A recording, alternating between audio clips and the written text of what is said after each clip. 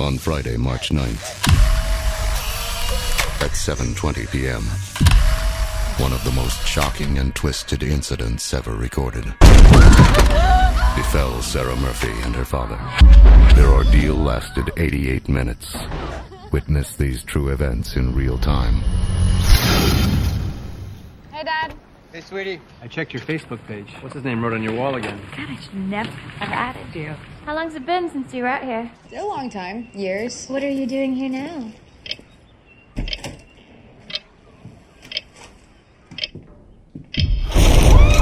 Silent House, which sounds like the house we watching the movie in tonight. Is that conveniently located on Silent Hill? I'm scared of you. If only it had been, co-host. Is Denzel Washington around the corner in a safe house? Well, you know what? It was funny because today I sent out an email and I kept saying to y'all, like, all right, tonight we got to figure out who's going to go see Safe House. And I was like, wait a minute. That sounds like the wrong movie. I was all, I can't wait. But, man, Silent House is a weird thing to call this movie, considering that, like, nobody told the guy doing the Foley and the soundtrack, because this whole movie is just like, there's nothing scary happening. Let's just make a really loud sound. Oh, I know. Oh God! Now you're scaring me already. Because I know. Yeah, it's like, oh, is this what I would suspect from a haunted house movie? Fucking noises coming out of nowhere. I mean, Like my eardrums are scared. I know that moment she blew her nose and threw a tissue on the floor, and when they hit the floor, like they dropped a bomb down there, you know. I thought this house was on the Lost Island. It kept going, boo. Shit, I was saying, I hope this chick don't fart in the movie because you don't. Shit, man. Yeah, but it's tentacle come out of her ass. And shit. it was Unleashing Elizabeth those fart Olsen. ghosts. It was Elizabeth Olsen, so it would have smelled like roses at least. it's her again. She's in trouble. Yeah, it would have smelled like roses with the sound of thunder. But man, yeah, she's in it, and I tell y'all, I love this girl because I know that every day she calls her sisters and say, "You non-acting bitches." You know? Now look at show you how to get it right. I got 2 movies under my belt right now. You can't help but just feel so bad for those sisters right now because they're like, wow, I starred in Beastly and I fucked up my career forever. And my little sister that nobody even knew existed is fucking making a real career for herself. Yeah. If it makes you feel any better, co-host, I'm sure they are way too coked up to even know that's what's going on. This is And in fact, I can't help but feel sorry for them. In fact, I can help it. I don't. Fuck them. I mean, they got all the money in the world, you know, and they kept their. Okay, so for no one who knows this stars Elizabeth Olsen, who is, yeah, you hear that name Olsen? You are correct. It is the little sister of the Olsen twins. Don't ask me to say their names. I don't remember anymore. Mary-Kate and Ashley. Okay, look who watches their movies right there. I know Everybody knows that. I don't. I'm not no pedophile like you are, but Whatever. You have all those name that makes you a pedophile. I know. You're the one with John Benet Ramsey pinups. I know that was mean, man. I'm a movie critic who knows some actors' names, and suddenly I'm a pedophile. I know that was some fucked up entrapment right there. I ain't some sick old motherfucker like you, Leon. Yeah. You goddamn pervert. What are their names again? Mary-Kate and you fucking child rapist. What the fuck is wrong with you knowing their names? But no, they are the big sister of this girl right here, and apparently they kept this girl locked in a basement somewhere where they made a lot of money. Mm-hmm. She finally broke free. Yeah, it's a Cinderella story. Yeah, and you know why they said we got to keep this bitch locked up because she can act better than us. We can't ever let her out. Well, she can act. Period. That is true. Right? Yeah, and I think she's amazing. And like that movie that we saw, Mary, Martha, Missy, Magdalena, and 4 lady names that start with M. That one, Marmaduke, Merman. Well, she got lots of notice for that, and she should, because it's even if you don't like the movie, everyone came out of it going, "Wow, that was a startling debut of a young actress." Yeah, absolutely, a hell of a performance. That bitch breakout performance for her. And I got to say, even here, a film that I was not in love with. There's no question that she is still a force to be reckoned with. We are not done seeing the last of her. She gives a great performance here. She plays this girl named Sarah who's, I guess, renovating this house. because Renovating? Renovate. I say renovating. Re-innovate. I don't know what it is to innovate something, but you said they're doing it again. you know It takes a lot of Red Bull. It was one of those things where I was hoping, if y'all saw my eyes, I'm like, I hope nobody heard that. And I was gonna go back and redo it in editing. I think he was trying to use the autocorrect in his brain to fix it. And I'd be damned if Leon didn't have to sit up here and stop the cars. You fucked up another word. What the fuck did you just say? Damn. Unfortunately, when you're speaking, you can't just right click under the red I know. line I was words. like, fuck. I already. And the thing is, I knew too. Like, fuck. Somebody. That's when you should have told him, "Shut up, Leon, you pedophile." But they're renovating this house, and it's her and her father and her uncle. Who's the actor that plays the dad? It's a guy named Adam Treese. He's been in a few things before. I mean, you never really saw him. I mean, if you did, you wouldn't know him. But He was so young looking compared to Elizabeth Olsen. I was not sure he wasn't her boyfriend. technically, at he first. can be her father, but still a little bit too young. But when they finally start making some leeway on getting this house together, it's in the middle of the day, too. But they have the whole place boarded up and all these doors locked, I guess because they have people who come there and they just squat in the area. How are you? I'm quite good, actually. Especially now that I'm finding you here. Why is it so dark in here? Oh, the power's out.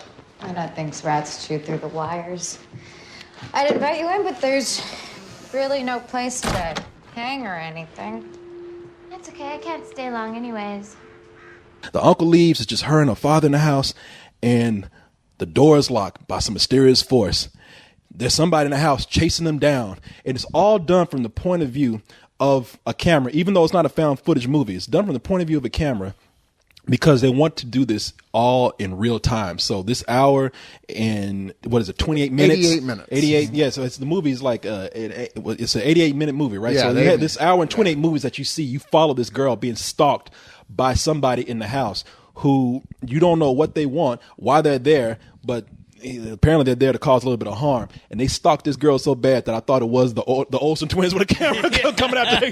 Get this bitch! So you're telling me that the camera is supposedly the stalker? Okay, no, not at all. Yeah, not at all. maybe it's the camera that's trying to kill everybody. Well, that was my joke after the fact. I was like, they need to make one of these where it turns out like it is the camera, and like as the actress slowly turns to the camera, it's like the audience is the killer. Yeah. But no, they're all right. So you've seen films where they do like one long shot, and you're always like, wow, it's amazing. Like Children of Men had a really impressive one long shot. Well, this whole movie is at least imitative of one long shot. The idea is that there's no cutting. Now they take advantage of moments of darkness here and there where it's obviously, it's not like they kept going just because we should. Like, 'cause we need to insert a new cartridge. Everybody, all your art Creates the students, illusion of one long shot. you have some film students out there who are right now telling you, well, this is nothing new.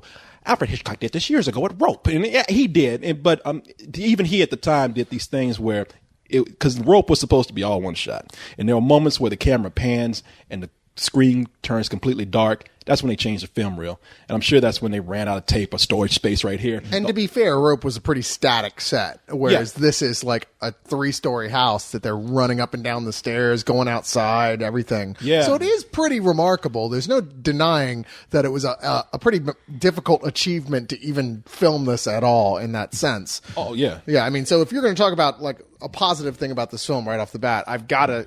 My hat is off to them. That sounds cool. For actually being able to do that. Now, does it enhance the film, even though they did that? Well, it depends on how you look at it, because the reason why I brought up the found footage aspect of it, and people probably thinking that it is that when they go into it, is that it's all handheld. Okay. And so it would have to be. Yeah, and no tripod at all, anything. That's why I'm saying it is a movie. It's not supposed to be shot from any cameraman. This is the point of view of the audience, but it's shot so. It's shot so without a tripod and handheld so much that it's very frenetic and kind of shaky. Yeah, it's kind of shaky, and for a while it does kind of take you out the movie where you're supposed to follow Elizabeth Olsen's character where she's by herself. I always get that feeling that there's a cameraman there in the movie, not the cameraman who's like actually directed, the film, and when we're supposed to see this from a story point of view. It always felt like a documentary, and sometimes that was a good thing. Most of the time, it just took me out the film. I would just say for anybody who complains about getting motion sickness in these kind of movies, be forewarned right here. This is one of those films. Because all I'm thinking about right now is the opening shot of the point of view of Michael Myers in Halloween, where I can't imagine you're like walking upstairs, you're going into a room, and you expect something to happen because it's such a creepy thing. But that's like if Michael Myers never killed his sister, something to happen because it's such a creepy thing. But that's like if Michael Myers never killed his sister and that camera just kept going around the house, I could see that being a little like irritating after a while. Well, this isn't point of view though, and it's not just following like in a static way what she sees. You're following around her in the way that a regular camera would, like getting different shots, moving around different angles and everything to get the right effects of whatever you're trying to do. I mean, they're set up. They had to have rehearsed this over and over and over again to get it right. And a lot of the cinematography is actually quite beautiful. The way that they get the shots, the way they set up so the right scary moments happen in the frame when they need them to, and you've got the actress in the shot. So I wouldn't really compare that to that. I mean, there you're just you're not seeing people really. You're just seeing through the mask, and then when he kills his sister. So it doesn't feel like a first-person shooter. No, it does not feel like a first-person shooter at all. No. I like I said, I don't have anything on a personal level because the nausea thing never really hit me. It never bothered me either. I really like the way it's shot. I have no complaints about that. What I do have complaints about is they didn't have a lot here that was actually scary going on, and so they have to fool you with lots of sound effect stuff as it goes along. All right, so here's the problem. It wants its audience to not be sure what kind of horror film it is. Yeah. Is it a people under the stairs movie? Is it a ghost story? A ghost story? Is it what it could be? I expected like there to be a shark at some point. There was so much stuff they were throwing at you. There's a point towards the end you're like, is this The Exorcist? I don't know. And when it is revealed, I felt, wow, of all the things you could have chosen for it to be, that was the most banal and ridiculous of any of them. Yeah. Just like, it was dull and preposterous at the same time. Wow. I'm going to be like you, man. I'm just going to get the positive out there because that house, I don't know what they were doing living in that house anyway. That house is not a house. It's a hotel. That house is fucking huge. Well, you said man. 3 stories, so that does sound like a hotel. Yeah, I'm like, what? And it's just you and your dad living in there? Yeah. Well, to be fair, they were white people. Yeah, and that's why I see. Granted, and see that is white people for you. When they're fine, they're doing safe. A guy turns over to his daughter and says, "Honey, let's move into a house where a killer can follow us and chase us down in." Because that's the only reason why 2 people would be in that house. No, I just mean they could afford a really big house. No, I mean like they want to be stalked by a ghost or a mass murderer. That house is so it's a labyrinth, man. I mean it's a fucking bed and breakfast. When maybe the killer wouldn't be stalking you if you gave him a room and offered him like pancakes in the morning. Cooking some omelet. Yeah, get him some waffles or something. Even a killer would be like, "Oh, y'all cooking waffles? Okay, shit." I gotta be honest. I was gonna kill y'all, but these are some fantastic fucking but eggs. This shit smells good. So I mean, all I'm getting but the thing is that the house is so complicated. It's a labyrinth. I want to ask you, Cyrus, I don't even know how they would rehearse that because that would be such a complicated rehearsal. And, I'm wondering because it's all one shot, if they just said, you know what, let's do some improvisation in most of this. Certain scenes that you have to do, but the rest of it kind of fill in because there's no way they could have gone through that house as many corridors as they have and done that. And they destroy some parts of the house too. So they would have to a certain extent though, because the way that the camera does in fact move, you can't have the cameraman looking around for where he needs to go to be able to capture the shot. It has to be all preset. You have to have rehearsed the blocking. That's what I'm saying. I'm sure it's all a preset path, but to just go ahead and rehearse this whole, I'm sure they did something. I know they didn't go in cold. Like you said, either they rehearsed the whole thing or they rehearsed certain scenes, but I'll give you this. When they say because that's what they say in the trailer, a horror film like you've never seen before. Well, yeah, I have, but it's still impressive. It's technically true. It's like we haven't seen before, but there's so many elements that we have seen before of the stuff that makes it a horror film that no. Because what I want to know is like I'm still like I feel like I'm still getting very little, not because of you guys reviewed, but of the movie itself. It seems like there's nothing really going on besides like a walkthrough through a rundown La Quinta hotel or something. I notice you do that every time we do a review. Like I still don't understand what y'all talking about. As far as like, is there anything really worth? Because I want you guys to sell this on me because it's another haunted house. I'm really interested in it. And I mean, is there anything that makes me want to see this? Look, early on in the film, things do in fact start moving, and there is that, which is basically her dad just disappears, and this is early in the film, so not spoiling anything. She's in the house, her dad, she doesn't know what happened to him. Her uncle has left to go pick up supplies, and she can't get out of the house, and there's clearly someone in the house with her, like fucking around and slamming doors and watching her, and she is fully aware of it. This is early on. She is freaking the fuck out. And from then on, there's no point where she is like, oh, okay, I'm safe now. It's just her around the house, narrowly avoiding whoever this guy or people are that are in the house. And it's a claustrophobia. It's a movie that plays on claustrophobia most of the time. It's supposed to be, again, they're out in the middle of nowhere because they're doing these renovations on the house. She's locked in because every door, for some odd reason, is locked from the inside out. You know, later on in the movie, it makes sense why.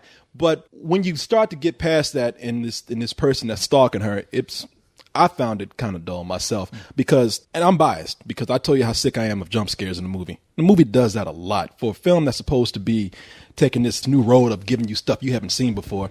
Yeah, they do a lot. I mean, and again, it's little things because they're in a creaky house. Most of the time it's doors, tables being scratched across the floor. It's hardly ever a killer that's stalking her. It's mostly sounds. I mean, there's a point where she spends about 10 minutes just fumbling with keys. Jeez. I'm like, I do that every morning. I go to my car. You know, I don't need to see this shit. And then and here's the biggest disappointment to me. I really don't want to give away anything, but whatever they tried to give me didn't work because, you weren't buying, well, I wasn't, because I had this whole thing figured out from midway through the film. And I rarely ever say that. Look, I tell you, I'm not that smart of a guy when it comes to this kind of stuff, but some of the things that they want, some of the clues they drop in this movie as to what is happening to this girl, they drop heavy.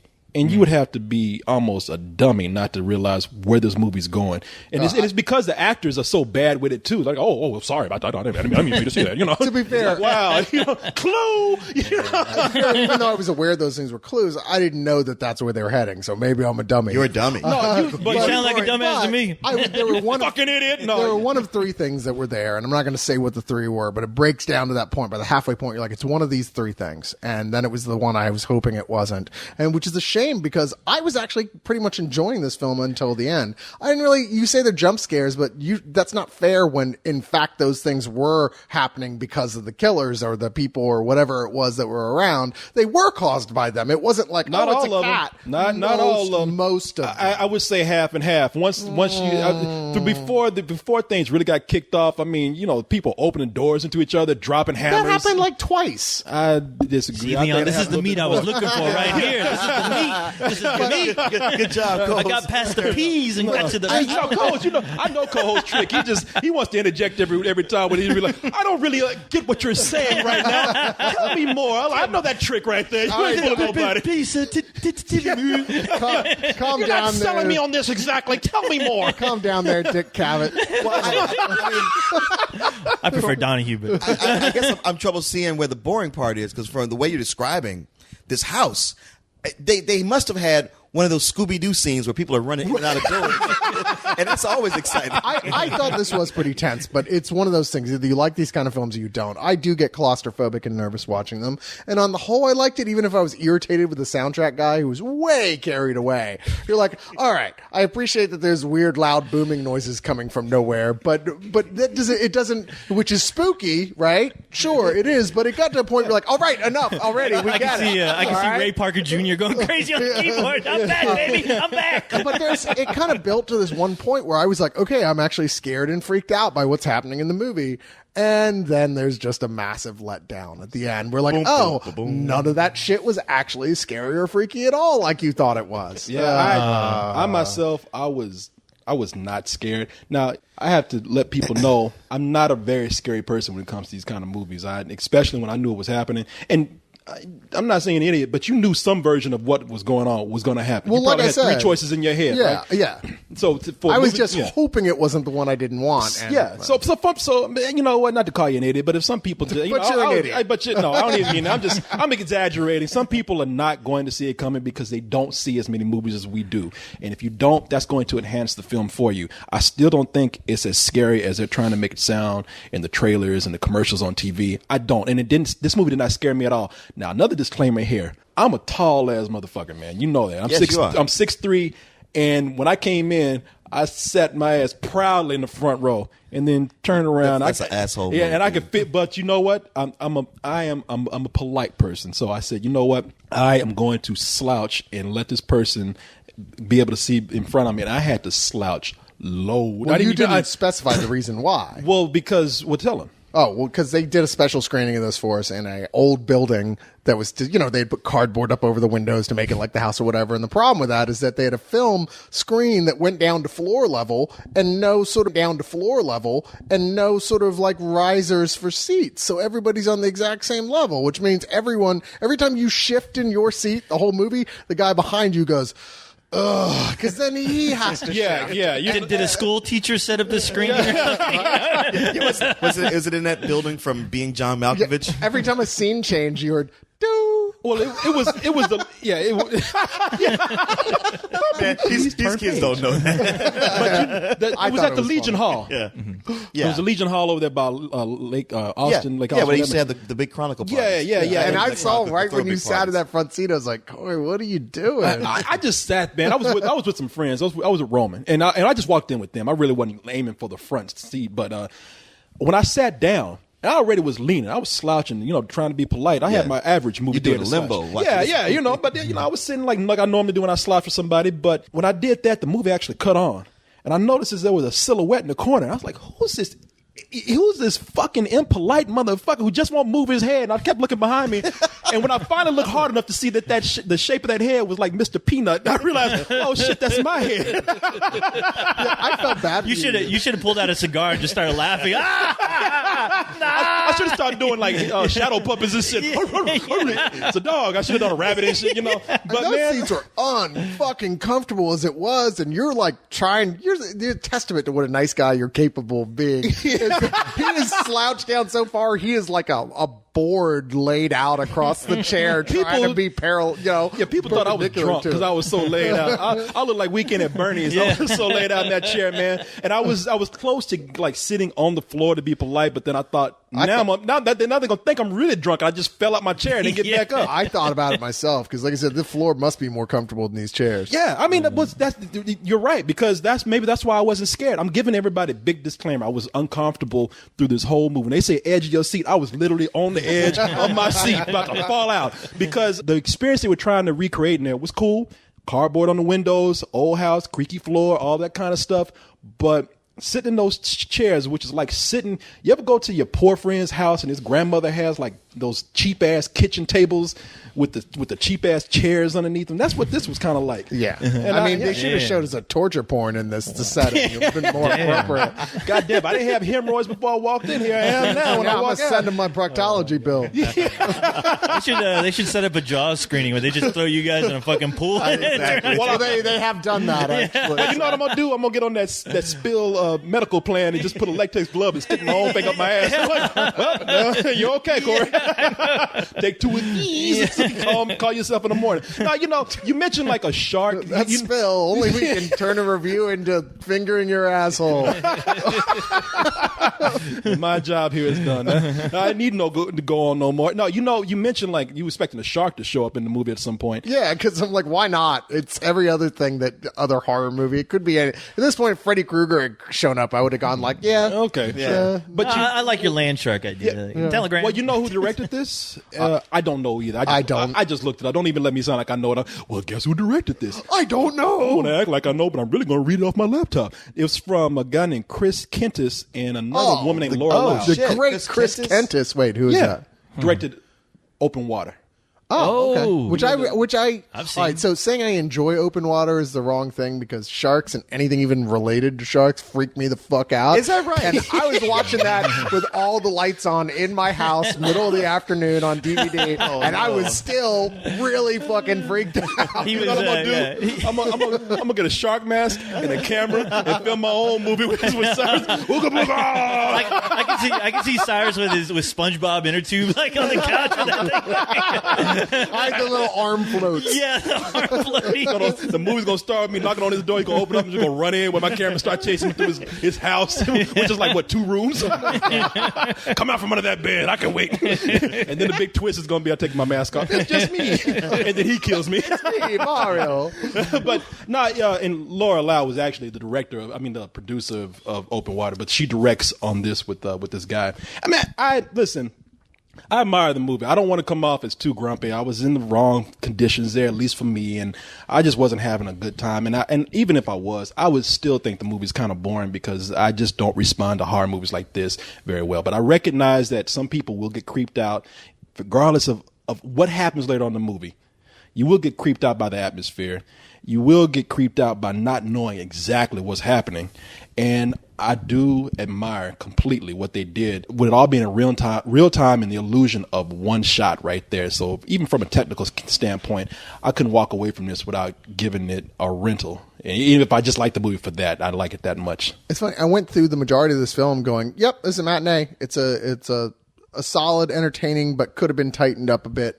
Arty horror thriller. I was like, okay, it's definitely heavy on the art house horror side, but I like that sort of thing. I like it when they're working on building atmosphere. But like I said, when the ending just betrayed everything for me, where I was like, seriously, that's what it was? Oh my God. That takes a lot away from a final rating for me. It really does. And for this, it lost a whole rating down. Yeah. But it's a high rental. I'll give you that. In which case, you probably want to be high if you see it. I wish I could give it more because, like I said, I wonder if the original had a different way of going about the original, things. and that's what I wanted too, because the original is made in Uruguay, and it takes place in the 40s. I haven't seen it, so I really doubt. I mean, this, even though this is all done in one shot or the illusion of one shot, they are writing, as a lot of things are these days, off of the found footage trend. That's what they're cashing in on with this. I doubt if the original, especially since it was a period piece, did this. I almost wish, I'm glad you brought that up, because I almost wish that the movie that I get the feeling that movie was, I wish they had done that with this, actually. I mean, I probably would have been able to take the story a little bit better, because you're right. What they do at the ending there, it didn't seem to fit with this format, where it seemed realistic before, at the end, seemed totally staged. Yeah. So I just yawn. Yeah, pretty much. And I could even feel the audience like, oh, you went here with that? Yeah. Oh, man, you shouldn't have done. You had something good going. So I'm waiting for Coles to say, but you know what? You're still not selling me on this. Still not selling me this shit. Coles runs Sell across it to me. Runs across the studio, puts a microphone out for you. Seriously, tell me, what do you think? What is it that makes me want to see this? Make me feel this movie. Make me believe it. I think I found a way out. Please. Oh, God.